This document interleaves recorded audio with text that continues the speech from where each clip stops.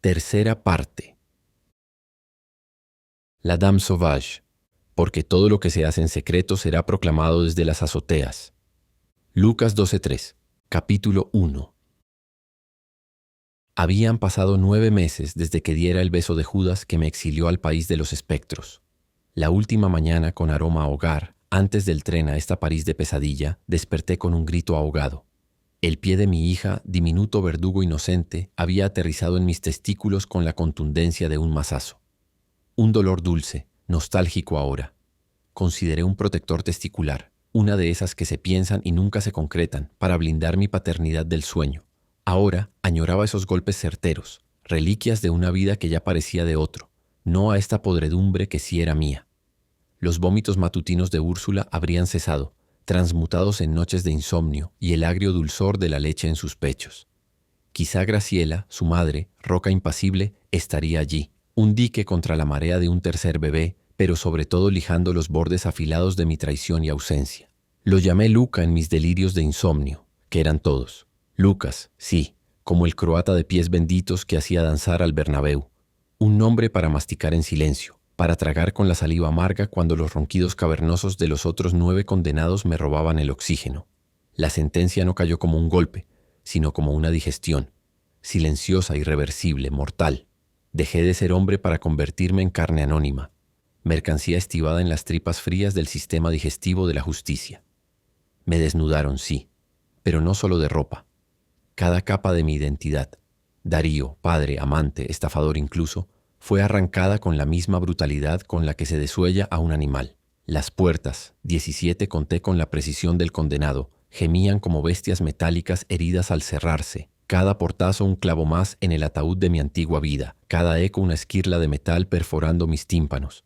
El descenso no era vertical sino orgánico, un parto inverso donde cada pasillo umbilical me alimentaba con veneno institucional. Las rejas no separaban libertad de condena, sino humanidad de ficha penitenciaria. Clank, clank, clank, el sonido de la democracia convertido en mantra de hierro. Al final del túnel no había luz sino geometría perversa. Una ciudad cloaca donde los edificios tenían barrotes en vez de ventanas y las calles olían a desesperanza enlatada. Aquí las puertas solo se abrían para atracar más condenas. Fleury-Mérogis no era una cárcel. Era el intestino grueso, purulento, de un leviatán insaciable, digiriendo 4000 almas en su jugo gástrico de violencia y resignación. Mi bienvenida fue una celda para 3 donde nos ahogábamos 11. Mi trono, el rincón inmundo junto al retrete comunal, un agujero oxidado que exhalaba el aliento fétido de la desesperación colectiva. Una cobija rala, con la humedad perpetua de lágrimas y orines ajenos. Una almohada que apestaba a llanto rancio. Con eso debía erigir mi fortaleza. Dormir con la nariz pegada al epicentro del hedor más nauseabundo que mi cuerpo hubiera procesado jamás, y ser un peaje humano. Mi sueño interrumpido por el roce de cuerpos extraños cada vez que a un compañero se le antojaba vaciar sus entrañas o su vejiga. A las 6:30, la luz eléctrica, cruda y sin piedad, nos apuñalaba los párpados. Minutos después, el desayuno, fiel reflejo de mi nueva existencia. Un líquido turbio con esquirlas flotantes que pretendían ser café, y un pan cuya dureza era un insulto, dejando regueros de sangre en las encías. Masticaba despacio, intentando conjurar el fantasma de las quesadillas quemadas de Úrsula. Su está crujiente como tu carácter, resonando como un eco de otro universo, mientras las niñas, ahora voces lejanísimas, chillaban contra la tiranía de la ducha. ¡Qué guerra santa la del baño! ¡Qué paraíso perdido! El primer día no comí porque los cocineros no sabían que yo ya hacía parte de la celda. No tenía mucho hambre, pero me sentía agravado por la irremediable situación. Y en la cárcel era mejor no quejarse. Mi propósito para los primeros días era observar y aprender. Estaba a la defensiva. Todo lo que sabía sobre prisión lo había aprendido de libros y películas, y no necesariamente francesas. No había manera posible de que una película o una novela pudiera retratar con fidelidad lo tortuoso que era el paso del tiempo. Lo único semejante eran los años escolares, que para mí siempre fueron una eternidad entre que mis padres me dejaban ahí hasta que me recogían. Pero entonces quedaba el cachito de la tarde para disfrutar de la vida. Además estaba la comida de mamá, el cuento de papá y una cama. Tras el conteo, ese ritual tribal donde los números gritados nos reducían a inventario, a saldo contable de carne con expediente, nos vomitaban al patio. Un rectángulo de cemento cuarteado leproso, donde el cielo era una promesa incumplida. Un jirón azul pálido atisbado entre alambradas de espino que parecían garras. El sol aquí no acariciaba, se defendía, luchaba por filtrarse. En la cárcel, el mal olor no es circunstancia. Es una entidad, un dios invisible y omnipresente que se adhería a la piel, al pelo, al alma. Respirar no era un acto reflejo, sino una prueba de fe, una deglución consciente de la desesperanza ajena. El aire entraba como una cuchillada helada y salía convertido en vaho de resignación. Caminaba en círculos, león enjaulado y domado a palos, la mirada clavada en un punto inexistente para no cruzarla con ninguna otra.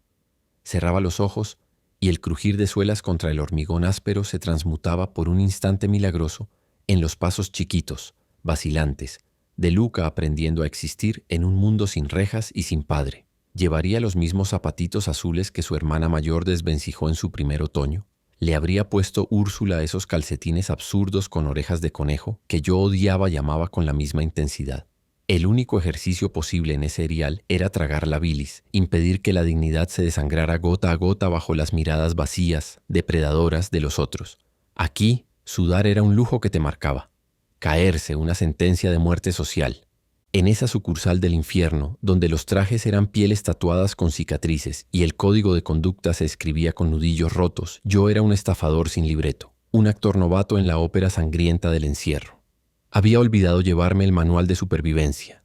Caminaba con la columna vertebral convertida en una barra de vidrio templado, simulando una firmeza que no sentía ni en los huesos, mientras los demás me escaneaban con pupilas de hielo, midiendo mi carne, calibrando mi miedo con la precisión de un carnicero. Cada paso, una entrevista de trabajo con la violencia latente. Cada mirada, una posible condena adicional.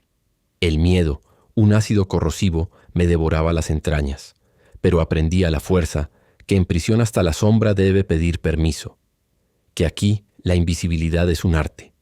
No sobrevive el más fuerte, sino el fantasma más hábil, el que domina el arte de callar cuando la garganta suplica un grito, de clavar la vista en el suelo cuando los ojos quieren desafiar, de desaparecer sin moverse un centímetro. La cárcel no premia la valentía, premia el camuflaje. Aprendí a contener el pánico como se contiene la orina en un viaje interminable sin baño, apretando cada músculo, la respiración un hilo, impidiendo que el temblor se filtrara. Porque la primera gota de miedo olida era sangre en el agua para los tiburones. Aquí, mostrar un atisbo de humanidad era como ofrecer el cuello desnudo a una jauría de lobos hambrientos. El almuerzo era otro tipo de condena, un simulacro de nutrición con vocación de castigo. Mientras los demás engullían pescado con escamas de yeso y arroz que crujía como dientes rotos, yo contaba migajas en mi rincón. El pan era arquitectura de derrumbe. Al morderlo, llovían esquirlas de harina muerta que raspaban la garganta como vidrio molido. Observaba el trueque sórdido.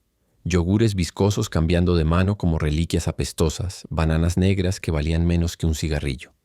Todo tenía precio, incluso el vómito. Los drogados bailaban su vals de sombras, inyectándose olvido en las venas. Los juzgué, claro.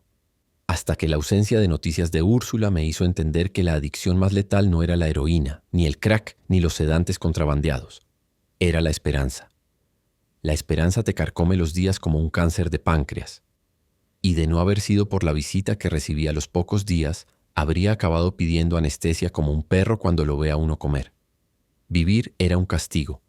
Algunos reos empujaban su roca diaria en la lavandería o el taller, no por las monedas que brillaban falsas como oropel, sino para engañar al tiempo. El trabajo no redimía, distraía. El dinero apenas compraba migajas de dignidad, sobres arrugados para cartas que nadie respondía, papel de oficio como piel de cebolla, lápices que sangraban grafito en vez de tinta. El Estado prometía provisiones como un amante infiel promete fidelidad, con voz dulce y manos ausentes.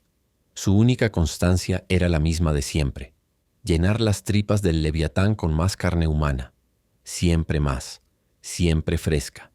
A las 17 horas exactas, el olor a col podrida anunciaba la cena como una profecía. Otra vez me dejaron sin plato. Error administrativo, castigo ritual o bautizo de iniciación, quién sabe. Observé cómo otros masticaban su hastío con dientes rotos, aprendiendo que la autonomía no se pierde de golpe. Te la arrancan en tiras finas, como piel quemada. Pero nada se comparaba con las 18 horas, cuando los cerrojos cantaban su salmo metálico y nos apiñaban como ganado de Dios. 11 hombres encerrados en un santuario de miedo. El último sonido antes del silencio. 16 pasos de botas alejándose, eco de un mundo que seguía girando sin nosotros. Tumbado sobre el hormigón que me robaba el calor del cuerpo, contaba las grietas del techo como si fueran las constelaciones perdidas del cuarto de Luca. ¿Escucharía yo su primer llanto verdadero mientras memorizaba las manchas de humedad que dibujaban mapas abstractos de una París inalcanzable sobre la pared? ¿Podría, a través de estas paredes infectas, intuir la tibieza de su aliento mientras el mío se mezclaba con el aliento rancio de 10 desconocidos? El verdadero castigo no eran los grilletes invisibles que me soldaban a este infierno, ni las duchas heladas que me recordaban que aún tenía piel. Era la memoria, una noria de tortura implacable, una pantalla interna proyectando en bucle a Úrsula aquella mañana final, la risa de mis hijas transmutada en un eco que me taladraba el cráneo. Era la certeza aplastante de que cada ronquido ajeno profanando mi espacio, cada flatulencia nocturna junto al retrete que era mi almohada, cada parpadeo forzado para no desbordarme en lágrimas, marcaba un segundo menos de su infancia, un segundo más hacia el abismo en que mi hijo, cuando por fin mis brazos pudieran rodearlo, me llamaría Señor en lugar de papá. Capítulo 2. La doctrina grabada a fuego en mi catecismo infantil rezaba con la certeza del acero incandescente que todo pecador impenitente se pudriría en el infierno. Años después, entre estos muros de concreto que sudan desesperación y los gritos nocturnos que desgarran el silencio como tela podrida, comprendí que los hombres habíamos erigido, con diligencia de hormigas laboriosas, nuestro propio Gehenna terrenal. Pero aquí, en el hedor de mi propia celda, se abría una grieta en la lógica divina, una falla tectónica en la fe. Si en estas mazmorras pululamos inocentes, encadenados por la herrumbre de errores judiciales, por la pereza de un fiscal o la ceguera de un jurado, ¿qué carajo garantiza la infalibilidad de ese Dios todopoderoso? Que alguien me explique el suplicio eterno de un alma achicharrada por pecados que no cometió, víctima de algún arcángel con déficit de atención que confundió un renglón en el puto libro de la vida, o de un demonio resentido, un escriba celestial con mala leche, que alteró los hechos de una existencia frívola. Sí, pero jamás asesina. La lógica, esa puta arrogante, se tambalea y vomita sobre mis pies. Proclamamos a Dios orfebre perfecto, un ingeniero cósmico sin margen de error, pero su creación incluye a un Luzbel despeñado y a esta caterva de Caínes que llevamos el error tatuado en el ADN, que erramos como quien respira. ¿Acaso el artífice supremo en su infinita sabiduría no se cagó en su propio currículum vitae al parirnos? La matemática celestial se me antoja un fraude. Si el infierno existe como balanza de una justicia infinita, ¿cómo explica los agujeros negros de sus propios errores de cálculo en la creación misma? Somos presos de una paradoja. Clamamos misericordia al mismo juez que diseñó el sistema condenatorio. Yo, víctima de fallas humanas, ¿podría ser doblemente condenado? Primero por incompetencia y resentimiento humano, después por un divino tribunal que, de existir, ya demostró su capacidad para el falso positivo cósmico. El preso inocente, como yo, al menos conserva la esperanza de salir y vengarse. El alma injustamente condenada, ¿a qué corte celestial suplica? Su grito se perdería en el eco eterno de los lamentos. El sueño de toda alma cautiva es la fuga. Me pregunto si en los anales del infierno existirá un solo caso de evasión exitosa. Quizá aquel primer y legendario motín celestial liderado por Lucifer fue en realidad una fuga. Pero nosotros, simples mortales, solo podemos envidiar la osadía del diablo mientras calculamos grietas en muros cada vez más perfectos. En este microcosmos del Averno, enero solo existía para los verdugos. Los demonios azules marcaban el calendario con la obsesión de relojeros hambrientos, marcaban los días no por humanidad, sino por nómina. 30 días exactos hasta el próximo sueldo.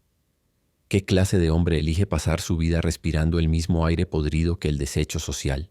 Quizás su verdadero salario era el instante vespertino al quitarse las esposas metafóricas, cuando cruzaban la puerta que separaba nuestro inframundo de su mundo normal. Pero qué condena más sutil la suya. Despertar cada lunes sabiendo que su libertad era solo un préstamo, que el verdadero dueño de sus almas era el mismo sistema que nos devoraba a todos. Como los esbirros de Dante vigilando el círculo sexto, cumplían órdenes sin cuestionar, convertidos en engranajes de una maquinaria que también los trituraba lentamente. En la escuela nos hablaban de vocaciones nobles, médicos, bomberos, maestros. Nadie susurraba a los niños. Cuando crezcas podrás custodiar asesinos. Éramos la genealogía maldita de Caín, condenados a vagar con la marca invisible de la exclusión. Las cárceles modernas perfeccionaban su doctrina, altares de acero inoxidable donde se sacrificaba toda esperanza de fuga. El tiempo, fuera de estas paredes, es un río con sus corrientes y remansos, un ritual sagrado. Necesitamos sus pequeños sacramentos para no ahogarnos. El vapor que se alza del café caliente, la sombra que se arrastra como un animal perezoso por la pared, el crujido íntimo de la madera al contraerse con el frío de la noche. Pero aquí, en el útero de hormigón del aislamiento, esos ritmos vitales son amputados. La luz artificial, una tortura blanca y constante, no conoce el amanecer ni se digna anochecer. Simplemente es un Dios fluorescente, cruel y perezoso, que se niega a marcar el compás de nuestra desintegración. ¿Qué queda cuando te arrancan los relojes del alma y del cuerpo? Cuando no hay arroz borboteando en la olla, ni un cubito de hielo derritiéndose lentamente en un vaso, ni siquiera tu propia sombra proyectada en el suelo para certificar que aún te arrastras a través de los días. Nietzsche, el bigotudo profeta de la voluntad, hablaba del eterno retorno como la prueba de fuego existencial. ¿Amarías este instante con la suficiente ferocidad como para desear revivirlo idéntico por toda la eternidad? Una pregunta cojonuda, sin duda. Pero el bueno de Friedrich, o el malo, según quien lo lea, me atrevo a especular, nunca olió el hedor de su propia mierda fermentando en un cubo durante días en una celda de aislamiento. Al menos no antes de que la sífilis le devorara el cerebro y lo sumiera en su propia noche estrellada. El verdadero castigo no es la pérdida de libertad, sino la de progreso. La mente humana es una máquina de ¿hacia dónde? El próximo paso, la próxima comida, el próximo respiro con propósito. Encerrado, ese mecanismo se convierte en tu verdugo. ¿De qué sirve un futuro que no llega? ¿Un presente que no cambia? Capítulo 2. No esperaba visitas. Había desterrado la compasión de mi vocabulario, borrado la esperanza del reconocimiento humano. El hambre y esta inanición de contacto eran mis torturadores principales. Por eso, cuando un carcelero, con la indiferencia de quien anuncia la hora, me indicó que tenía visita, un escalofrío anómalo recorrió mi espina dorsal. Los pasillos eran las entrañas de una serpiente de cemento que mudaba pieles de colores enfermos. Azul hospitalario que olía a desinfectante y a muerte, verde bilioso como el vómito de un condenado, gris tumoral que se adhería a la vista. 3 guardianes, moles de músculo y desprecio, flanqueaban mi arrastrada marcha de tortuga, las cadenas de mis tobillos y muñecas cantando un clink-clank metálico, una síncopa macabra con los latidos desbocados de mi corazón. Pura intimidación supuse, protocolo forjado en años de experiencia y en la sangre de innumerables altercados mortales. ¿Cuántos de ellos no habrían sentido el último aliento helado de un compañero bajo el acero improvisado de un preso? Ellos, con sus porras y su autoridad prestada, podían pasar de verdugos a víctimas en un suspiro mal calculado. Pero conmigo, encadenado y escoltado como un trofeo de caza, los gorilas uniformados estaban a salvo. Aunque yo no fuera ya una amenaza ni física ni espiritual, me trataban como a una bestia rabiosa. 10 puertas. Conté cada una con la meticulosidad del desesperado. 10 veces el mundo exterior se encogía, se volvía un recuerdo más lejano. 10 cerrojos asegurando que cualquier fantasía de escape muriera antes de nacer. Llegamos a un largo corredor dividido por módulos y cada módulo dividido por un cristal blindado. En cada cabina había un teléfono y el acceso para los prisioneros era uno y para los visitantes era otro. No había manera de tocarse. Este era el espacio reservado para otro tipo de visitas. Por un instante, un microsegundo suspendido, frágil como el último latido de un animal degollado, creí vislumbrar la cascada de su pelo oscuro entre las sombras del cubículo. Úrsula. Mi Ursu, la que tejía bufandas de lana fina como susurros mientras las niñas, ángeles ruidosos, por fin dormían. Perdón, ensayé en mi mente, la palabra atascada en la garganta como un hueso. Habría lamido el suelo mugriento de la celda, habría bebido el agua del retrete con tal de oír su voz una vez más. 20 años, 40, una vida entera devorada por estas rejas. Calderilla. Moneda barata a cambio de un solo segundo de su risa de antes, esa que tenía el poder de purificar el aire viciado de cualquier habitación, de subirle la temperatura a un cuarto frío. El plástico de la silla crujió bajo mi peso como huesos viejos y secos al sentarme. Las piernas me temblaban con la misma electricidad febril de aquel muchacho imberbe que le garabateaba poemas en servilletas de café manchadas. Increíblemente, una parte de mí todavía creía en los milagros. Cuando veas a un manco crecerle un nuevo brazo, entonces podremos hablar de milagros, me había dicho un amigo. La silueta que emergió del otro lado del cristal blindado no traía los ojos color tormenta de Úrsula. Mis tripas se anudaron, se contrajeron hasta convertirse en un bloque de hielo puro, agujas de escarcha, cristales de frío astillándose dolorosamente entre mis costillas. La boca se me secó, tornándose un desierto árido, y cada vello de mi cuerpo se erizó, tenso y hostil como alambre de púas. Era el hombre de las gafas de marco negro. Lo reconocí por la mandíbula, filo de guillotina que meses atrás había confundido con amistad. De pronto el cubículo olía a cerveza insípida. No recordaba los detalles de nuestra conversación, pero destellos de sus sonrisas, las cervezas, los goles. Y a esos se le unieron otros recuerdos más remotos. Era él quien me ayudaba a caminar por la calle cuando yo no podía ni arrastrarme. Cogió el teléfono y se lo llevó al oído, desafiándome a que hiciera lo mismo. Cogí el teléfono y escuché. ¿Qué pedo, Darío? Su voz era llaga infectada, español podrido. Su madre no había sido hispanoparlante. ¿Quién eres?, pregunté con los dientes. Me rompes el corazón, güey, ¿cómo que ya no me recuerdas?, dijo sin variar su semblante. No te conozco, le dije, dejando que el mexicano recobrara su trono. Pero a mi esposa sí. ¿A qué sí, culero?, dijo. Pretendí no entender. Él soltó una carcajada afectada. Nunca entendí su puta obsesión contigo. No eres particularmente brillante, seamos honestos, ni más guapo que el jodido promedio. No tienes un puto peso, y para colmo, tampoco cargas una verga fuera de lo normal. Sí, cabrón. Te la medí mientras dormías como un cerdo para sacarme de dudas. Y aún así, ella estaba completamente apendejada, ciega por ti. Escupió, cada palabra un dardo envenenado. Recorrí mi lengua por mis dientes tratando de humedecerme la boca. A veces solo basta una lengua docta, quise decir, pero no estaba para ataques. Yo era el prisionero y quería saber quién era este tipo. Quizás tenía la llave para sacarme de ahí, pensé mientras lo miraba fijamente. No le creí que venía a París a encontrarse con su amiga Pili, así que la seguí y vaya sorpresa me llevé cuando descubro que Pili eras tú, hijo de la chingada.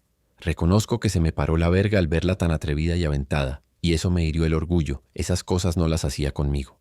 Le di todo, nunca fue suficiente. Siempre estabas tú. Sabía que te escribía y agradecía que no lo hicieras, que la ignoraras y la bloquearas. Pero por alguna razón, algo cambió en ti también. El tedio de la vida, supongo. Y ahí es donde la cagaron porque se olvidaron de nosotros. Ya no quedaban dudas en mi cabeza. Este era Ramón. O Ramón, porque estaba casi seguro que su idioma materno era el francés. Su monólogo me tenía al borde del bostezo. No necesitaba que él me recordara mi pecado. Su traje de lino impecable le caía como una lápida finamente pulida. Un corte inglés que apestaba a generaciones de cuentas bancarias bien alimentadas. Se le notaban los kilos de más, la buena vida del cabrón, pero sus gafas oscuras, máscara de impunidad, no dejaban leer la intención en sus ojos. Llevaba una delgada bufanda de seda enrollada al cuello con la precisión metódica de una soga de ahorcado. Por eso, continuó, saboreando cada sílaba, me aseguré de que tu preciosa Úrsula no se quedara fuera de esta pequeña fiesta. Al escuchar el nombre de mi esposa profanado por sus labios, el hielo en mi estómago se fragmentó en 1000 dagas. Extrajo un papel doblado del bolsillo interior de su blazer y lo desplegó con la parsimonia de quien desenvuelve una barra del chocolate más exquisito. Era la copia de una carta, y en ella, al pie, inconfundible, como una marca al rojo vivo, mi firma. Pero ¿cómo carajos? La acercó con lentitud exasperante y la pegó al cristal, obligándome a leer la sentencia de mi otra muerte. Querida Úrsula, tu vientre hinchado me asfixia. Las niñas me roban el aire. Te pido perdón, pero ya no podía soportar un día más. Nuestra casa se había convertido en mi cárcel. Ni el sexo me producía gran placer. La rutina acabó con la pasión y el erotismo. Todo giraba en torno a las niñas, sus caprichos y tus jaquecas. No fui capaz de decírtelo a la cara. Tenía que salir y encontrar el valor para escribirte esta carta. Ahora que estoy lejos, encuentro respiro y sosiego para confirmar que no vuelvo. Estoy en París, con mi exnovia Lucrecia. Su cintura cabe en mis manos como un collar de perlas. Con solo mirarla me provoca pensamientos impuros. Me sigue amando y después de un día con ella, creo que yo también. Siempre te quise, pero esto es superior a mí. Adiós, Úrsula. Adiós a las niñas de mi parte y perdóname si puedes, aunque sé que no lo merezco. Sinceramente, Darío. Y ahí estaba, nítida, burlona, mi puta firma. Miré a Ramón. Sonreía. No una sonrisa humana, sino la mueca de satisfacción helada de un balón de oro recién ganado, de un depredador sobre su presa desangrándose. Un demonio antiguo se apoderó de mis entrañas. La ira hirvió, lava incandescente, y golpeé el cristal blindado con el auricular del teléfono una y otra vez, hasta que el plástico estalló en esquirlas. Ramón me observaba con la fría curiosidad científica de quien estudia una bestia enajenada en el zoológico. En su rostro no había alegría, solo esa mueca perversa, triunfal. Te diría que nos vemos en el infierno, pero yo aún tengo tiempo de redimirme, cabrón. Sisió, su voz un veneno lento. Un guardia, luego dos, intentaron reducirme. Mi furia era un huracán. Se necesitaron 5 de esos primates uniformados, 5 sacos de brutalidad para someterme. Con mi cuerpo aplastado contra el suelo, la mejilla raspando el cemento sucio, vi cómo Ramón se guardaba con parsimonia la carta de su victoria perfecta y con un gesto casi displicente meneaba la mano despidiéndose de mi existencia. Acabé, como era de esperar, en una celda de aislamiento. Oscuridad total. 3 semanas.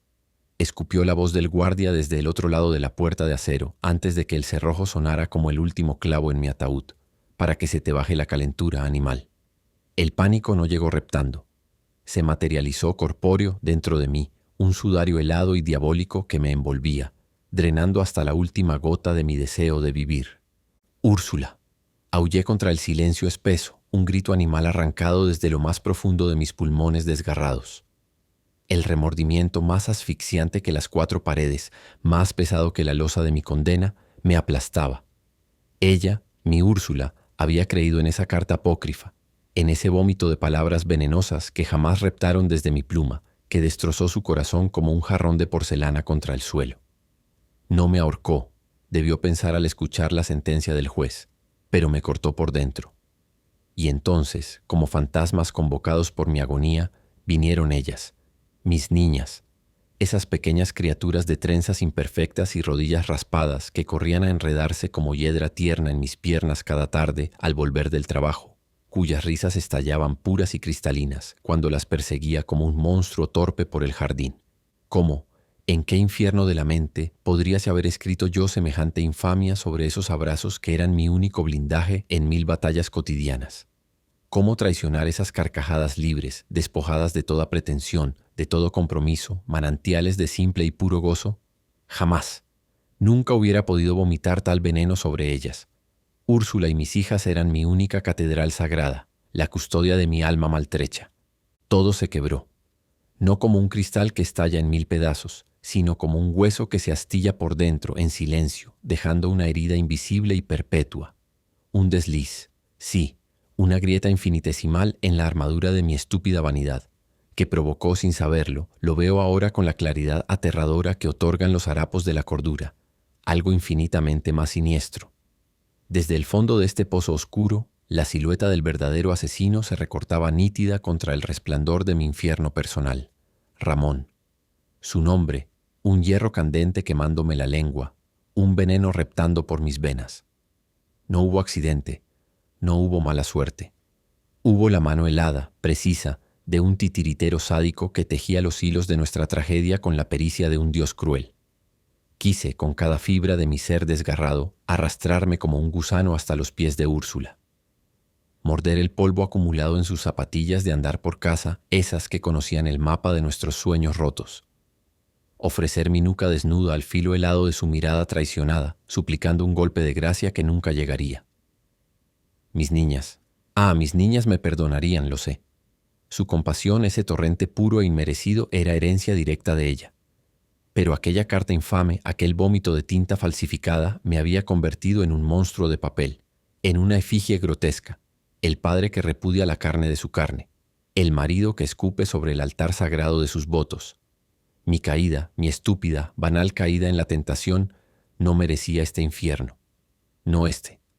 Podía verlos, a los verdaderos monstruos, a los asesinos de almas y cuerpos, paseando libres bajo soles indiferentes, respirando el aire fresco de jardines que yo solo podía soñar. Mientras tanto, yo me pudría aquí, devorado por los gusanos de un remordimiento que trascendía mi simple pecado de carne. Ramón, con su moral de buitre carroñero, con su justicia retorcida de fariseo, había urdido un castigo de proporciones bíblicas. No le bastó con la sangre de Calipso en sus manos. Necesitaba más. Necesitaba condenar a Úrsula y a mis hijas a la tortura lenta de un dolor perenne, y a mí, a este sepulcro de rejas y silencio, despojado de toda voz, de toda opción de defensa. El suelo de la celda, frío como la lápida de una tumba sin nombre, quemaba la planta de mis pies. Era esto, el final del camino, la sentencia leída con ojos ciegos, la llamada contestada como si no entendiera el idioma. Ya estaba aquí. El buey por fin en el matadero. Solo que el golpe final no era el tajo limpio y misericordioso de un hacha afilada, sino el peso muerto, asfixiante, de los años que se acumulaban como costras que no sanan.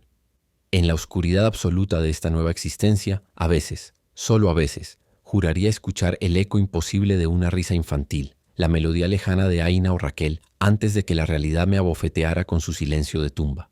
O imaginaba con una nitidez que me rajaba el pecho, el rostro de Luca, el hijo que nunca conocí, la promesa de un futuro que yo mismo había estrangulado. Eran ellos, sus recuerdos, sus ausencias, los verdaderos barrotes de mi condena, invisibles, sí, pero eternos, forjados con el hierro incandescente de mi traición aquella mañana fatídica en mi propia cama, cuando elegí la fiebre efímera de un cuerpo ajeno sobre el calor sagrado, irreemplazable, de mi propio hogar. Y esa elección, lo sabía ahora con una certeza que me devoraba las entrañas, era una sentencia de la que no habría jamás apelación ni indulto. Autor. En vez de contarte que M.J. Vélez es escritor formado en Hollywood, padre de 4 hijos, esposo, director de cine, y que ha vivido en más países de los que recuerda, preferimos hacer algo más sencillo, entrevistarlo. No le pedimos su currículum vitae, le hicimos preguntas incómodas. Algunas serias, otras íntimas, otras con trampa. Él respondió sin anestesia. La entrevista fue breve pero intensa, a veces divertida, otras no tanto. Disfrútala, conócelo. Y si al final te dan ganas de escribirle, quéjate. Como le gusta decir a él, me quejo, luego existo. Entrevista al autor, con café frío, voz ronca y el alma en carne viva. ¿Cuántas veces escribiste el primer párrafo? Como 20. Es lo primero que uno escribe, y lo último que termina de escribir. Uno lo revisita al final para ver si condensa lo que acaba de parir. La historia, el tono, los personajes. Y sí, antes de mandarlo a imprenta, sé que lo volveré a leer. ¿Pensaste en borrar el libro? No borrarlo, pero sí en archivarlo. Es un libro que incomoda, que puede incomodar a mi familia, a gente cercana. Y uno duda, ¿vale la pena? Ser vulnerable nunca es fácil. ¿Hay alguna escena que no leerías en voz alta? Claro, no delante de ciertas personas. Pero eso no me avergüenza. Después de tantas relecturas, uno entiende por qué están ahí. El deseo es un tema universal. Lo vivimos todos. Lo reprimimos todos. ¿Alguna vez te excitaste escribiendo? Sí. Sería de piedra si no. ¿Calipso existe? ¿Está viva? Sí. Es real. Está viva. Bueno, eso creo. ¿Qué te dolió más, la traición o el juicio? La traición. Ponerme en los zapatos de Darío y pensar en perder a mi mujer, a mis hijos. Eso duele más que cualquier fiscal. El juicio fue difícil, pero lo venía preparando. La traición fue sentir que había roto algo que era mío. ¿Crees que Darío es culpable? Sí, pero también es humano. Lo agarraron vulnerable. Se dejó llevar, como cualquiera podría. Por eso es fascinante. Lo vemos hundirse en cámara lenta. Y entendemos por qué. ¿Qué fue lo más difícil de narrar? El Ritz, París, la cárcel. Nunca he estado en esos lugares, así que tuve que inventarlos desde la investigación, desde el deseo. Fue emocionante y agotador. También el juicio. Cómo hacerlo original, sin caer en clichés, sin que suene a serie de Netflix. ¿Por qué decidiste contar esta historia? No lo decidí. Llegó, como un virus. Una mañana empecé a escribir sobre un hombre tentado, aburrido de su rutina. Y quise ver qué pasaba si cedía. Cómo una vida se desarma en un suspiro. Me pareció aterrador, y por eso seguí escribiendo. ¿En qué momento supiste que era una novela? Cuando vi que no cabía en un cuento. Yo solo quería contar la tentación. Pero Darío se volvió más complejo. No quise desarrollar a todos. No es una historia coral. Es su obsesión, su catástrofe, su voz. La frase más difícil de escribir: los diálogos. Siempre. Los escribo, los borro, los reescribo. Tienen que sonar reales. Pero dentro del mundo de la novela, no pueden sonar como gente hablando en la vida real. Tienen que tener música. Y la más placentera, esa no se escribe, se siente, se queda adentro. Si Úrsula leyera el libro, ¿crees que te perdonaría? A mí tal vez no, pero habría que escribir otro libro, uno desde ella, para saberlo. ¿Qué pasaría si tus hijos lo leyeran en 20 años? Ojalá les sirva, para conocerme, para entender de qué estaban hechas mis angustias, mis obsesiones. No quiero que crezcan con vendas en los ojos. Si quieren hablar después, hablamos. Si no, que escriban su propia versión. Miguel, sin derecho a pensar. Culpable o inocente. Ambos, como todos. Mamá o papá, mamá y papá. Lugar más raro donde escribiste: en una servilleta. ¿Quién no quieres que lea este libro? Paso. Última vez que lloraste escribiendo: escenas de la cárcel. Brutales. ¿Primer libro que te hizo sentir peligro? Bukowski. Sus poemas. Me sentía sucio por disfrutarlos. ¿Una canción para leer este libro? Dazed and Confused de Jake Holmes. ¿Pecado imperdonable? Matar a un hijo. No sé si lo perdonaría. 1.000.000 de lectores anónimos o 10 que te escriban cartas. Los dos. No me jodas. ¿La novela te salvó de algo? Tal vez sí. ¿Qué palabra borrarías del idioma español? Ninguna. Mejor entenderlas. Frase en tu lápida: no llegó hasta ahí. Pero que me entierren intentando. Ramón, ¿eres tú? Number, pero me encantaría escribir su historia. ¿Qué parte te dio más vergüenza escribir? Silencio. Siguiente pregunta. ¿En qué momento decidiste escribir esta historia? Cuando entendí que no bastaba con hacer cosas bonitas. Había que ensuciarse. ¿Qué fue lo más difícil? Evitar la tentación de justificar al protagonista. Porque todos queremos explicar nuestros pecados. Y lo más fácil, dejar que el deseo hablara por sí solo. ¿Te sientes identificado con Darío? Sí, pero no de la forma que crees, no en lo que hace, sino en lo que calla. ¿Qué esperas que pase con esta novela? Que se la pasen a otro con un léela pero no me juzgues. ¿Y si alguien se ofende? Bienvenido al club. Nos reunimos los martes. ¿Qué personaje está inspirado en alguien real que no sabe que está aquí? Todos. Y ninguno. Eso es lo peor. ¿Quién crees que va a dejar de hablarte después de leer este libro? Mi esposa me sigue hablando, con eso tengo. ¿Hay algo que no te atreviste a poner? El erotismo asusta por mi formación religiosa, pero no es vulgar, es humano. ¿Te preocupa que crean que eres el protagonista? Solo cuando me preguntan si también me dicen perro. ¿Cuál fue tu peor momento escribiendo este libro? El día en que me gustó demasiado una escena. Y al día siguiente la odié. ¿Qué responderías si alguien dice que este libro le cambió la vida? Que se busque ayuda profesional y después que lo recomiende. Tu reacción es parte de este libro. Y ahora te toca a ti. Si te hizo daño, devuélveme el favor en forma de reseña. Si lo recibiste como cortesía, no tienes excusa. Si lo compraste, no seas carechimba. Déjame tu reseña en Amazon o Goodreads o en la plataforma donde lo encontraste. ¿Te atreves? Tu reseña no me salva la vida, pero le da oxígeno a mis libros. Es tu momento de vengarte, o de aplaudir, o de confesar. Lo que sea, pero haz ruido. Noticias MJ Vélez. No es un newsletter. Es un mensaje privado que llega a tu bandeja cuando hay algo que merece ser contado. Un nuevo libro, un cuento prohibido, una confesión inesperada. Suscríbete y recibe lo que no publico en redes, sin spam, sin filtros, sin perdón. mjvelez.com. También por MJ Vélez. ¿Te quedaste con hambre? Sigue con Las Tres Reinas, una saga familiar tropical, tóxica y deliciosa. Vestidos manchados de sangre, secretos que supuran y hermanas que harían temblar a Medea. Sumérgete en el caluroso, sensual y trepidante Caribe colombiano.